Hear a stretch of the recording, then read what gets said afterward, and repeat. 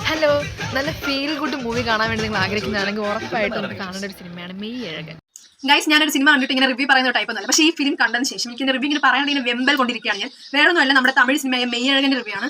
ഭയങ്കര വലിയ ഫിലിമൊന്നുമല്ല, പക്ഷെ ഭയങ്കരമുള്ള ഒരു ഫീൽ ഗുഡ് മൂവിയാണ്. ഈ സിനിമ കണ്ട് ഇറങ്ങുമ്പോൾ നമുക്ക് കിട്ടുന്ന ഒരു സാറ്റിസ്ഫാക്ഷൻ, സന്തോഷം ഉണ്ടല്ലോ, ഭയങ്കരമാണ്. ഈ സിനിമ തീർന്നോ എന്നൊരു ചോദ്യമാണ്. കാരണം അത്രയ്ക്ക് നമ്മളിങ്ങനെ പിടിച്ചിരുന്ന ഒരു മൂവിയാണ്. ഭയങ്കര വലിയ സംഭവമില്ല, നമ്മളെല്ലാവരും ഫേസ് ചെയ്തിട്ടുള്ള കാര്യം. ആ ഒരു കാര്യത്തിന് വളരെ ഭംഗിയായിട്ട് ബ്യൂട്ടിഫുൾ ആയിട്ട് ഈ സിനിമയിൽ ഫുൾ ത്രൂ ഔട്ട് കാണിച്ചിട്ടുണ്ട്. സ്റ്റാർട്ട് ടു എൻഡ് വരെ ഒരു ട്വിസ്റ്റേ ഉള്ളൂ. ആ ട്വിസ്റ്റിന് വേണ്ടി നമ്മൾ ഇങ്ങനെ കാത്തിരിക്കണം. ഭയങ്കര സൂപ്പർ ഫിലിമാണ്. നിങ്ങൾ ഈ വീക്കെൻഡ് എന്തായാലും മൂവി പ്ലാൻ ചെയ്യുന്നുണ്ടെങ്കിൽ നമ്മുടെ അരവിന്ദ് സ്വാമിയും കാർത്തിക്കും കൂടെ അഭിനയിച്ച ഇവരാണ് മെയിൻ ലീഡ് ക്യാരക്ടറിൽ വരുന്നത്. ഇവർ അഭിനയിച്ച മെയ് ഏഴകൻ സിനിമ പോയി കാണുക, സൂപ്പർ.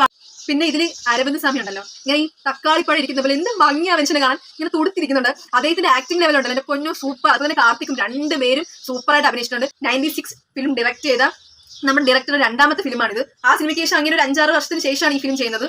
സൂപ്പറാണ്, ഇത് കാണും മസ്റ്റായിട്ട്. അപ്പൊ അത്രയേ ഉള്ളൂ.